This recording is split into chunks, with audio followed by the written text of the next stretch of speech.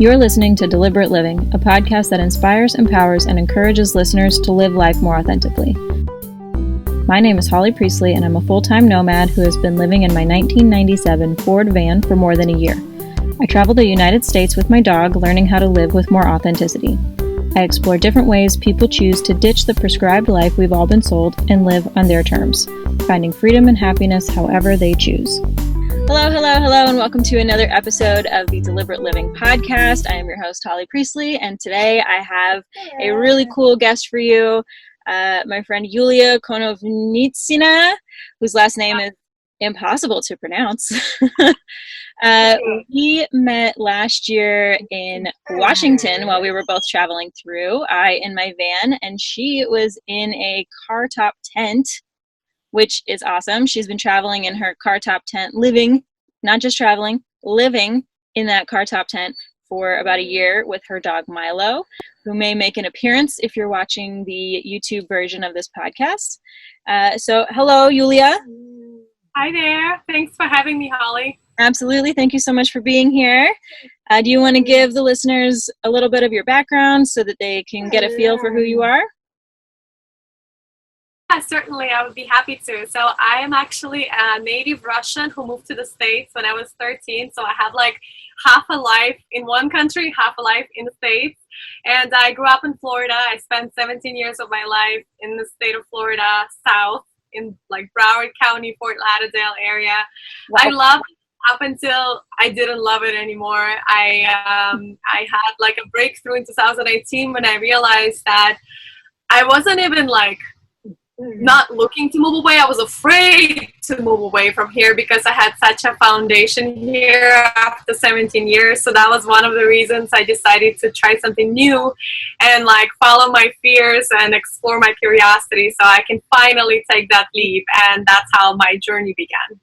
Yeah. So 2018? 2018 is when I made the plan to get out of here. Okay. And then 2019 is when you actually did it. Yes.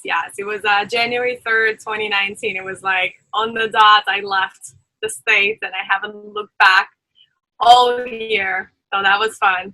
I love it. I moved in on January 1st, 2019. So.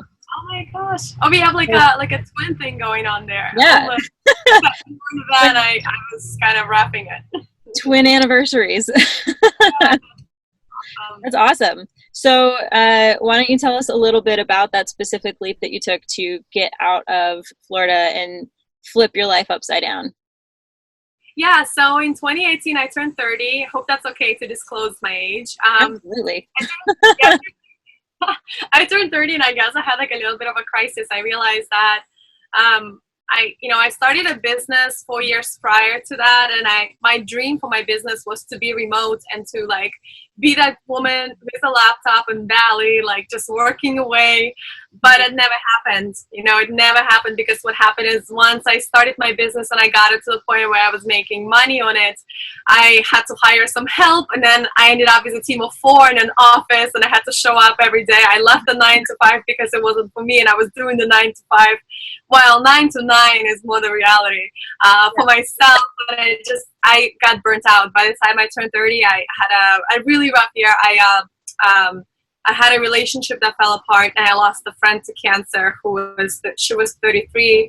And it was just really rough because all those things happened, and it was like this clues that I felt like the universe was sending my way, saying that we just don't know how much we have. So that was really like the beginning of me starting to think outside the box and thinking like, what else can I do? How else can I live my life that's outside of like the status quo that I've created? Yeah. I love it. I'm sorry to hear that you had that experience. It sounds like a really rough year, although it also sounds like you made the best of it and some really amazing changes came from it. Definitely. I mean, don't you think everything in life is like a lesson, right? Those things happen to us and you have the opportunity to make not a side meaning to like grow from it, right? I mean, there's tragedies happen all the time, and I could have wallowed in my sorrow forever and just, got myself more busy with work and distractions and numbing. But instead I decided like, I don't really want that. And so that's how I'm glad that those things happen as sad as they were, because I think I wouldn't be where I am today if it wasn't for those things. Absolutely. Absolutely. So, I mean, I 100% agree with that. And I think that's really important. I mean, life is full of contrast. It's full of highs and lows. And, it's the lows that make us really appreciate the highs. Yeah. And I think that being able to take, what is undeniably a pretty tough year and turn it into a life-changing opportunity for you to then go ahead and live that dream and, build that Yeah. for yourself is incredible. An intentional thing too. I wasn't like I didn't set out on a path to live my dream. I set out on a path to go and explore new frontiers. That was really my entire goal. I didn't really know what this was going to turn out to be. It was just this intuitive decision to, I needed change and I'm going to try it, and I don't know where it takes me. So, it's funny that when we met, I was exploring van life because that's exactly where it went for me. All the opportunities that I had last year, that's where it was like pointing that I needed to get a van and move into home on wheels full time, but it wasn't really the goal. I had no idea back in January 2019 that that's where I'll be by 2020. Yeah. No, I love it. So then what was your goal? I mean, you moved out of an apartment, out of an office with 4 employees and into a car top tent. Not right away. So what I actually did is I left Florida and I drove cross country to San Diego. And I don't know why San Diego, but I felt like that I'm a Floridian, so winter's mild here, and it was January, and I was like, I am not going anywhere cold. So I just went to California and I actually rented an Airbnb for 3 months, and I lived in it for those 3 months, and I traveled a little bit like in the state of California. But that's when I discovered van life. I honestly feel like I lived under the rock for years, but what happened is I was renting an apartment in Ocean Beach, and that's where the famous what are they called, coral cliffs, right? Is that the name of the place? But it's the beach with all the rocky cliffs, right? So we would go there for walks almost every night with Milo, and I saw all those people like living in vehicles, and I was just like, what is this? How doing that? I had no idea. And that was like when the wheels started to turn. I was like, oh my gosh, there's this thing called van life and people live in it full time, and it wasn't like anything I've ever heard of. And I was just like, I was literally in awe. I was in awe because I was like, these people are not like homeless. They're homeless by choice, and they have homes that are like mold. They have all these personalities, and they've made like this little nest for themselves, but they can be anywhere. So to me, like, the motivation behind everything I've always done was freedom.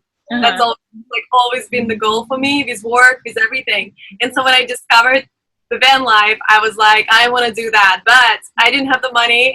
I didn't have the expertise or the knowledge, or even, I couldn't even fathom the idea of having to build a vehicle into a home. And so in April, I drove to Portland, and I took my time. I spent a month on the road, like living in a car and an actual tent. Like, you set it up outside in the woods, right?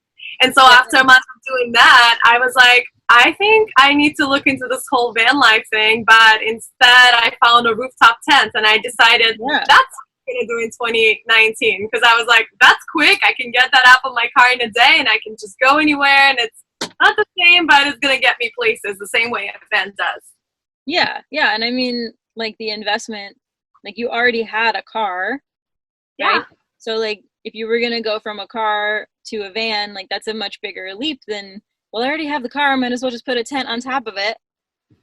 Yeah, exactly. No, it worked out. It worked out perfectly. So I'm glad with the decision. It definitely was rustic. You can imagine. Do you have a toilet in your van? I have a bucket system. A bucket? I can imagine. I had none of that. I had no room for that. So that was a little bit of, an exotic experience, but I also think it made me a lot more comfortable with like bare bones minimalism, and gave me appreciation for things like showers that were, very few and far between in certain points of my travel. And it gave me appreciation for having like hot food, because I had to cook everything outside, and sunny days because when it was raining, like, you had to pitch like something that would, withstand the wind, especially in the Pacific Northwest, that you can cook under. That was always a challenge. So it was a fun experience for sure. Yeah, it sounds like a really cool transition. I mean, you did Airbnb, and then you did car camping with a tent on the ground outside, and then you did car camping with the tent on top of the car. And I know you still did a few Airbnbs here and there when you needed a break, or, you know, some of those creature comforts that you don't get. For sure. Yeah, it was nice. Inside, it was nice. Water. Yeah, like laundry even, you know, that would be. Man, yeah, laundry, no kidding. So when you first made that leap in, you know, I guess the end of 2018 towards, you know, hitting the road, was there anything that like held you back or made you feel like nervous about it or anxious, or like did you have any fears or anything like that that you like had to overcome, or was it one of those just like natural, like I'm doing it, whatever? So great question. I still have all the fears, Holly. Honestly, I'm not a kind of person who is very comfortable being on my own. I'm the oldest of five. I was always a nurturer. You know, I have younger siblings, so I was always like, I have an instinct to take care of someone. Yeah. And so being on my own, and I also was a really active person in Palm Beach where I live. Like I hosted an event series that we had 100 people come to every month, and I had a big circle of friends, and through the things that I did through the community, like that was probably the hardest thing, is walking away from all that, from all of those relationships, and like just trusting that it will work out, that those people would not like forget me, and I will still have them in my life to whatever capacity. You know, it's basically like abandoning my tribe. That's how I felt. That was probably my number one biggest fear, but also like fear of being completely alone out there in the world where, you know, you don't know what kind of people are out there. But within a couple of, you know, nights, I just knew that this was the right decision. Yes, I know I've slept in campsites or boondock where I heard noises outside and there were wild animals. I bet you there was a bear sometime. But, you know, those are things you're afraid of because you're programmed to be afraid of. But really, cities are a lot scarier, in my opinion, nowadays, now that I've had both, you know. And so now, after a year of living this way, like I actually don't have a lot of fear left. Like I can honestly say that I worked through a lot of those things where I laid there with my thoughts and shivers, and you know, nothing happened. And at the end of the day, another day came and I went about my day. But I think it's a lot scarier living and hoping that your dreams will come true, but not taking action towards them. I think that now that is the thing I'm more afraid of than taking a chance on something potentially happening. If that makes sense. That makes all of the sense. And I love it. And I love that you're, you know, upfront and honest about that. I mean, I've been living in my van for over a year now. And still, when I hear something outside and I know that it's nothing, like my left brain, my logical brain is like, that's nothing. You're fine. Like, it's a mouse. Yeah. The creative part of my brain still goes like haywire, you know, and it's just part of it, you know. And like you said, another day comes and I survived and everything is fine.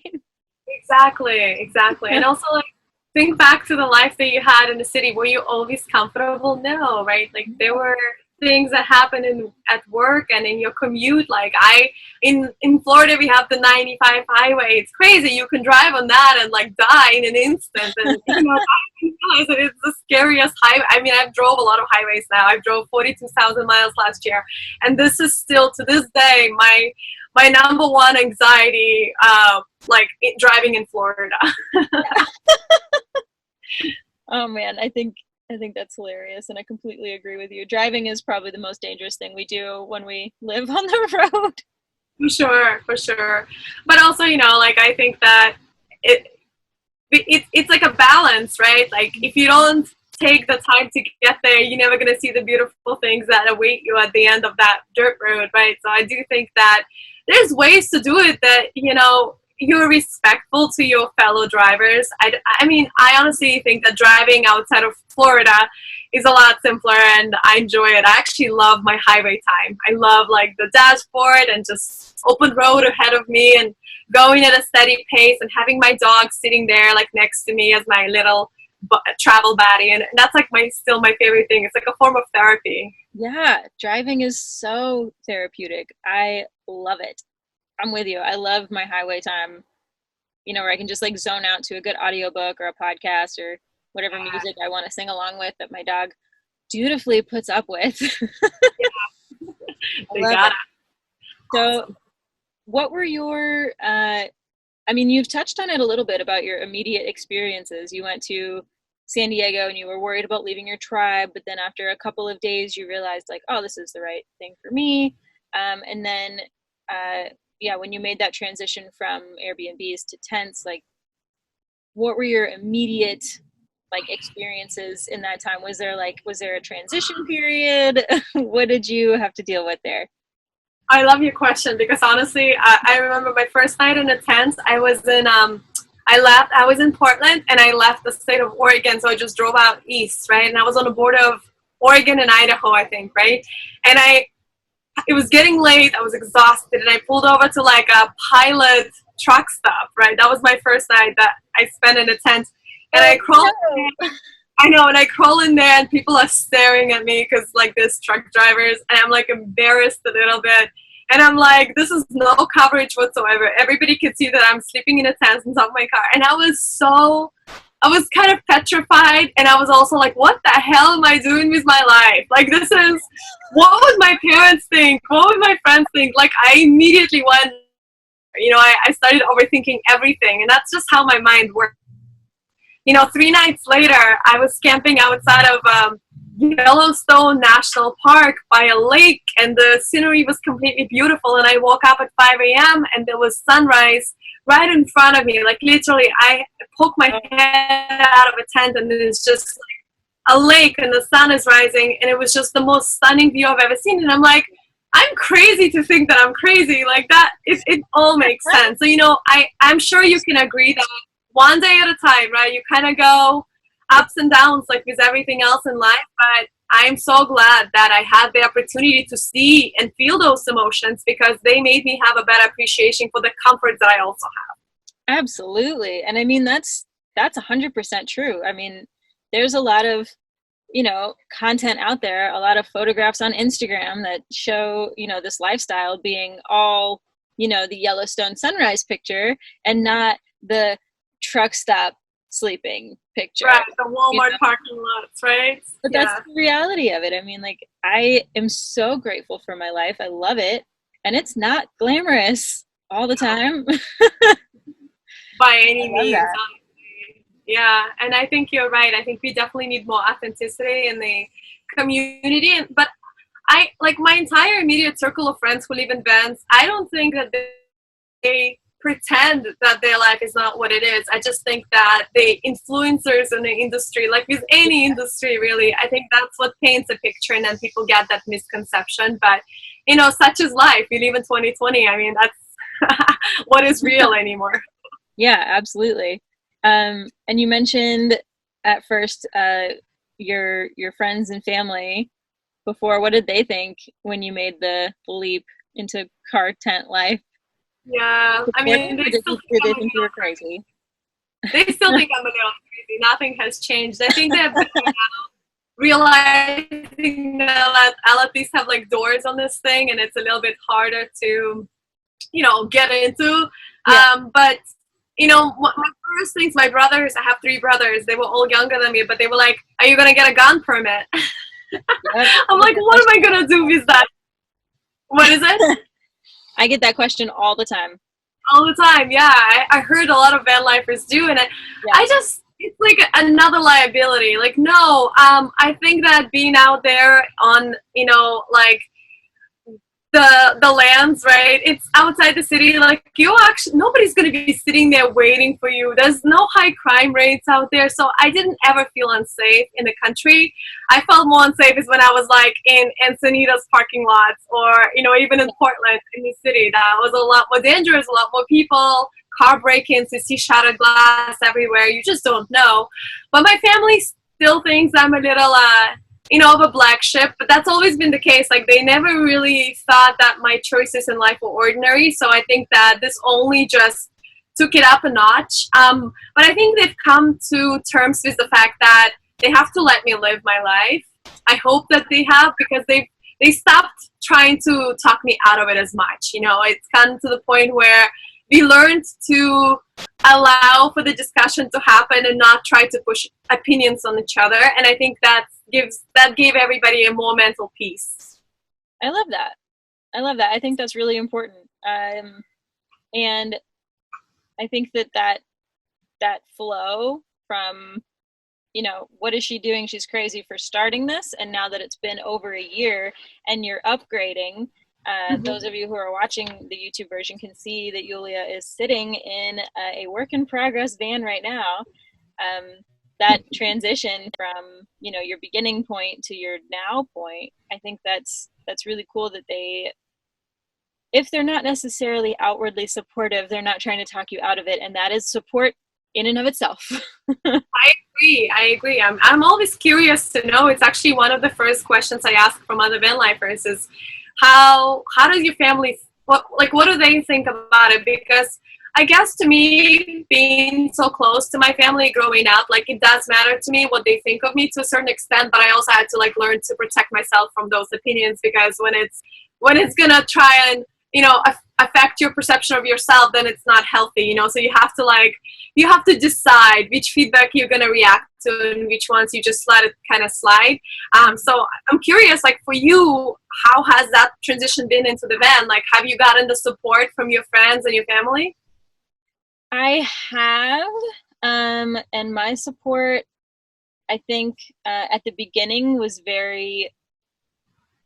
a little wishy-washy, a little bit like, yeah, okay, sure, we'll support you in this, but not like actually trusting or believing that I would follow through with it, as long as I have, that's for sure. But now that I've been doing it as long as I have, everybody's like, all right, well, this is her life now. This is how it goes. You know, and my family, they've always known me to be kind of a black sheep, like you said, just like a transient person. Like I move a lot. I've changed, you know, my career a lot of times. I've had all kinds of jobs and worked in all kinds of places. And so this is just another one of those, like, Holly's trying something new. Here we go again. But overall, these days, they're very supportive. They're always curious where I am and what I'm doing and, you know, how everything's going, you know, and we meet up as often as we can. And I actually think I see my family more since I live in the van than I did before, but I didn't live close to them like you did yours. So I didn't see them a whole ton before, but now that I'm in the van, every time I'm passing through where they live, I stop in and we get to hang out a little bit longer because I don't have to get back to anything.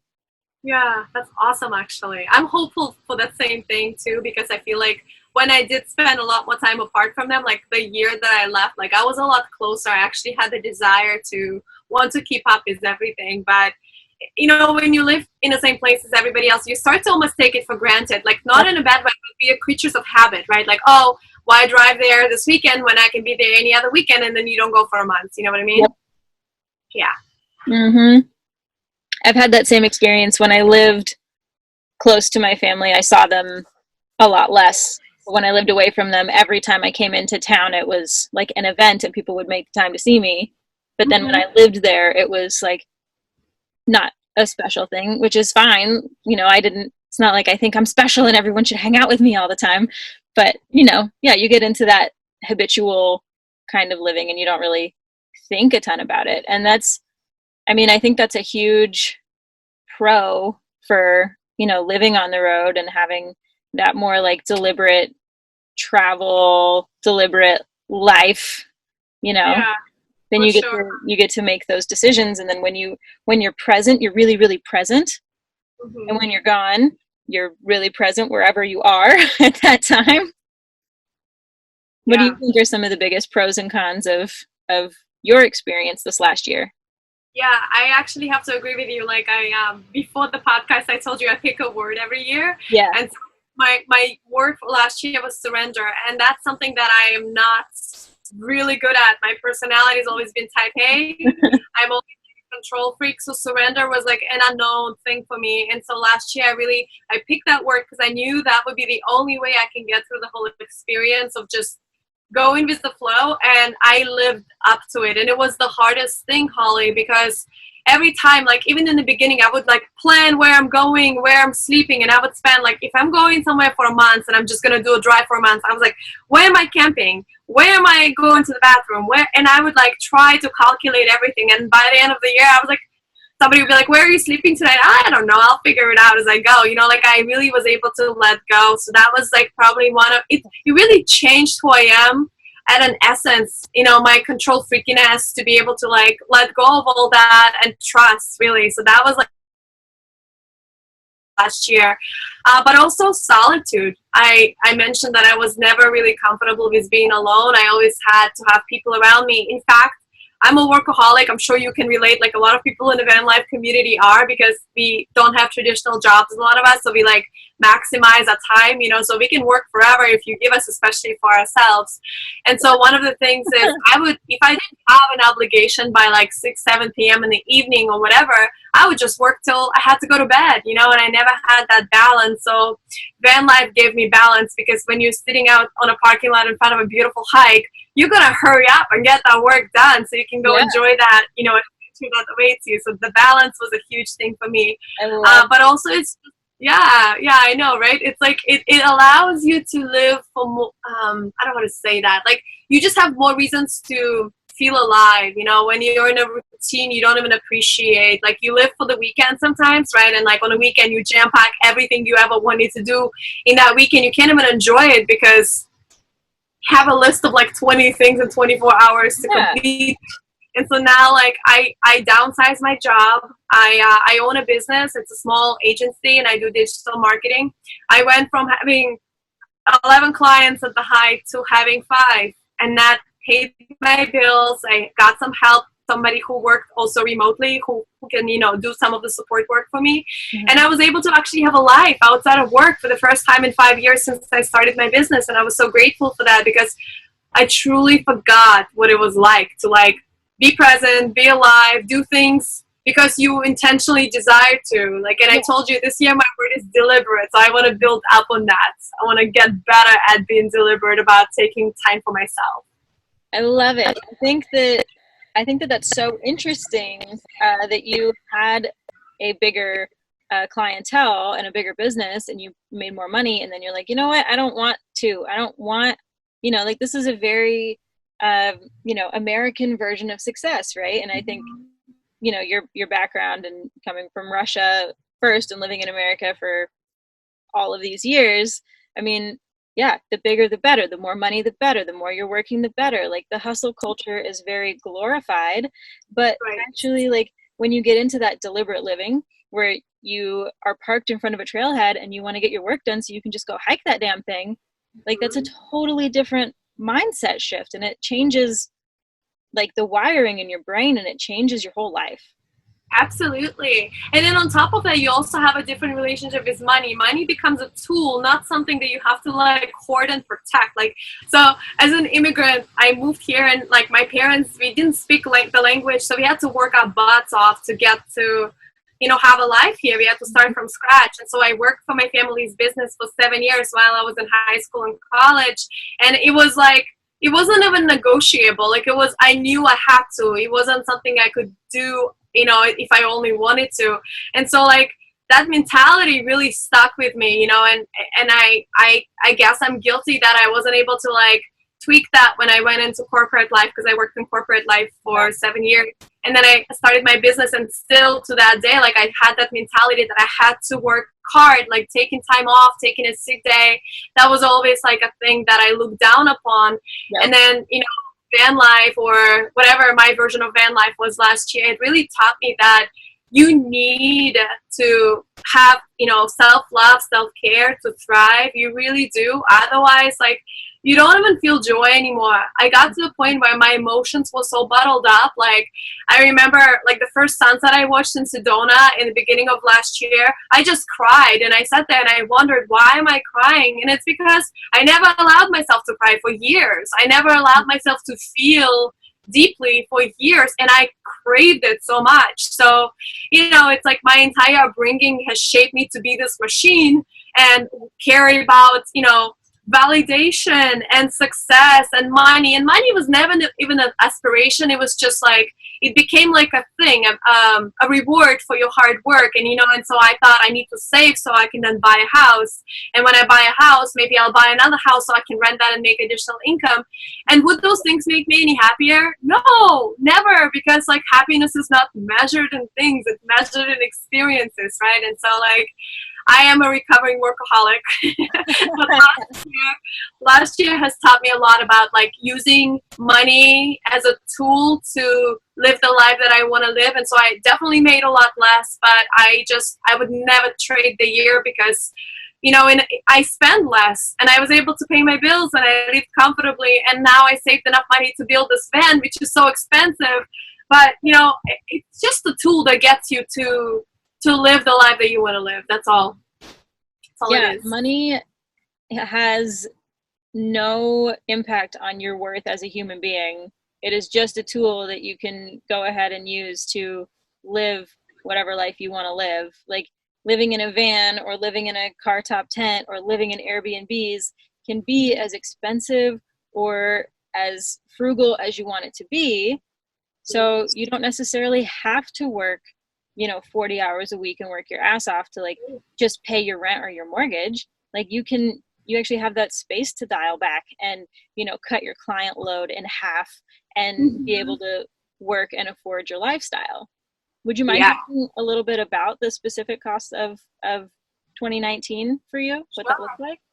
Sure. So, I mean, in the beginning, like I said, I was renting an Airbnb, and in California, that gets really expensive. And that was actually the push that I needed to think outside the box because I really couldn't afford to like live on the road full time in Airbnbs. It was just like too much of a luxury because, you know, short-term rental is more expensive than paying like rent at home. And at home in West Palm Beach, my last apartment, I was paying $1,800 a month for a 1-bedroom. Now I had like fancy amenities, and that's what the society told me I should be living like at 30, but I know I wasn't any happier.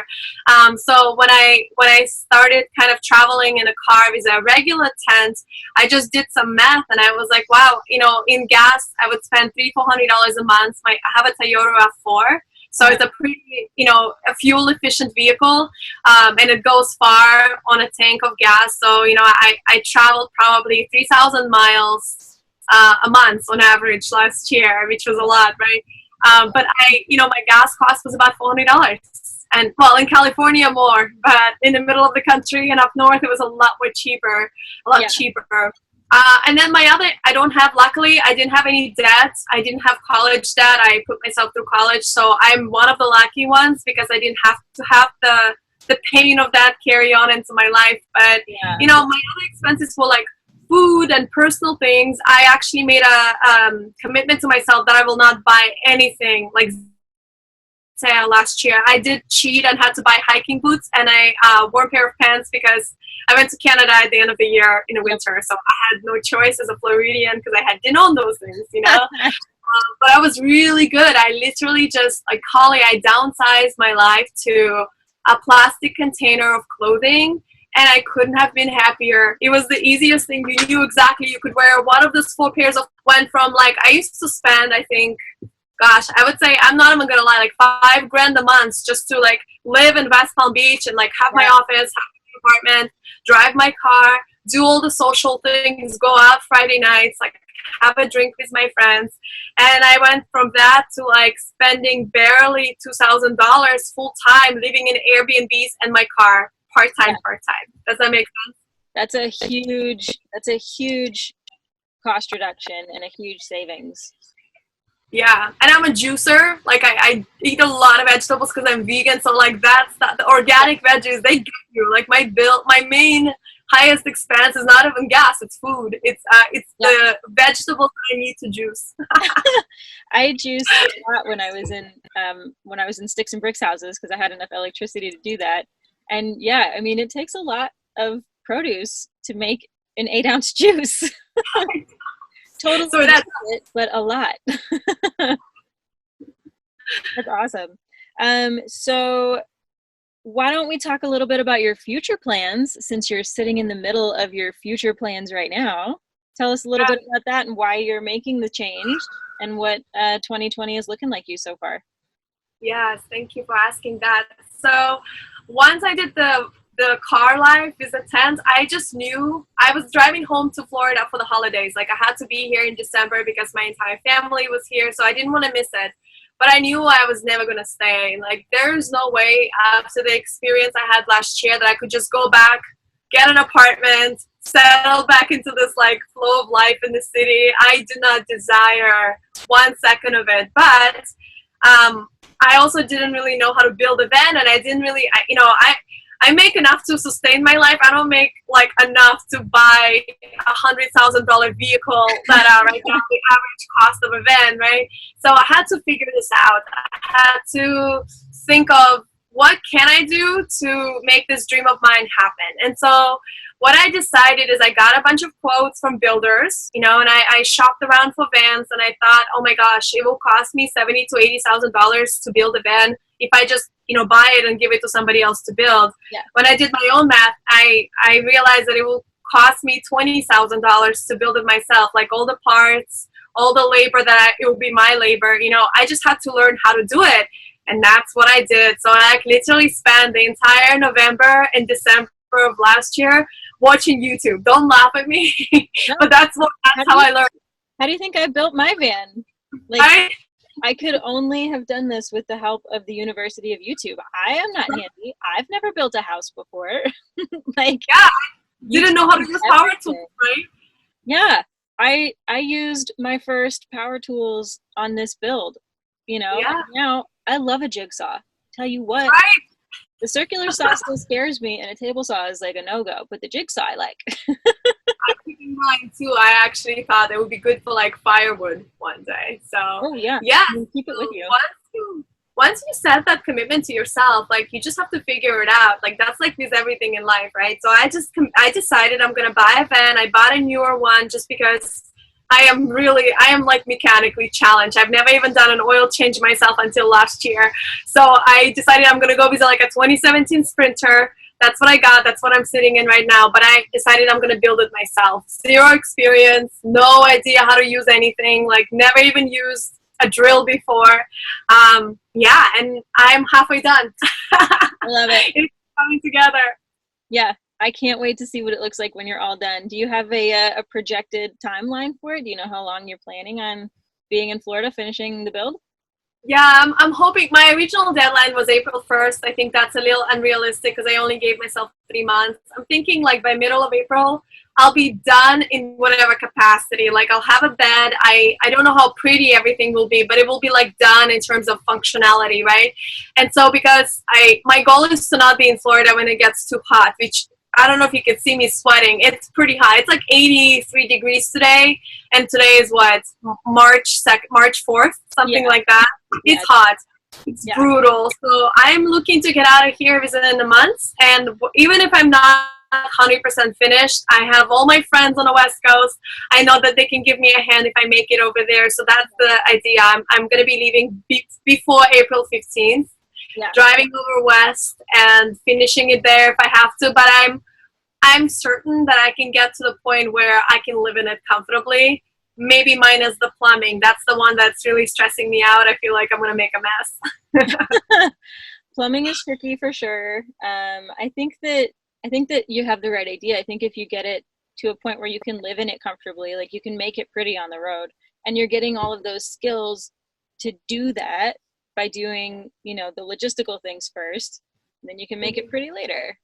Yeah, I'm not like too worried. Like I said, after a year in a car, like I'm the most minimalist, like low maintenance person you'll ever meet. I promise. I have zero expectations from like my day of comfort, like zero. If I didn't shower today and if I didn't shower tomorrow, like I'm okay. I have baby vibes. It's fine. I can go a week without that. And I know it's probably going to sound really gross for some people, but trust me, like when the trade-off is like living the life that you want and having like the drop of a mountain in a backyard, like it's worth it. You can go swim in a lake if you really need to.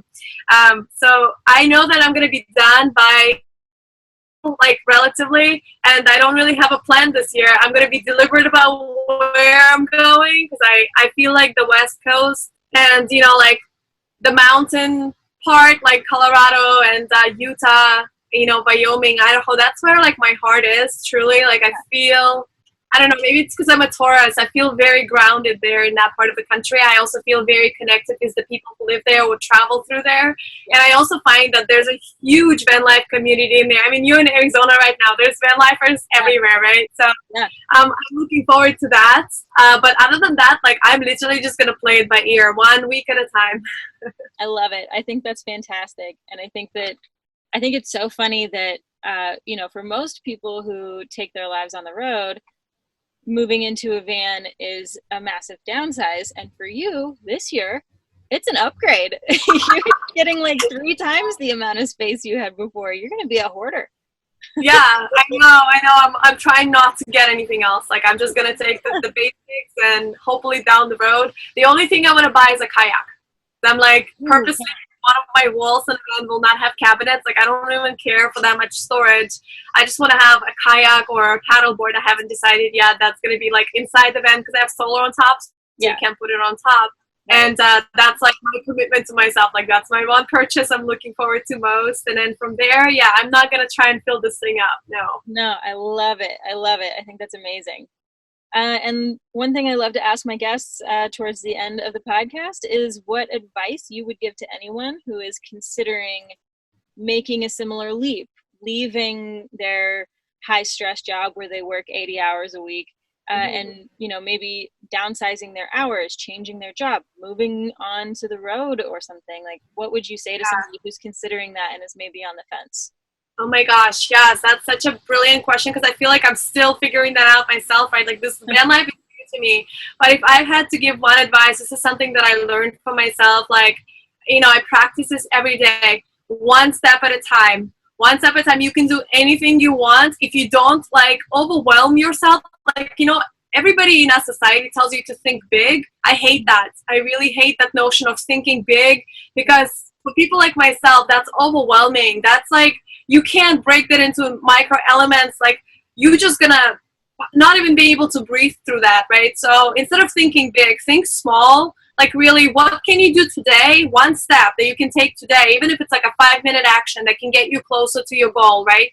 So when I started thinking in 2018 about my 2019 plan of leaving Florida, I took a pen and a paper, and I just wrote down, like, what, like, this are the things that I could start doing that, would help me get there. And one of the things was, like, clean out my closet and donate things that I don't use every day. The other thing was, like, get my car serviced and get new tires, things like that. They're minor things. They don't actually mean driving from Florida to California, but they've essentially got me there. And so every day I committed to, like, one little thing I'm going to do for less than an hour.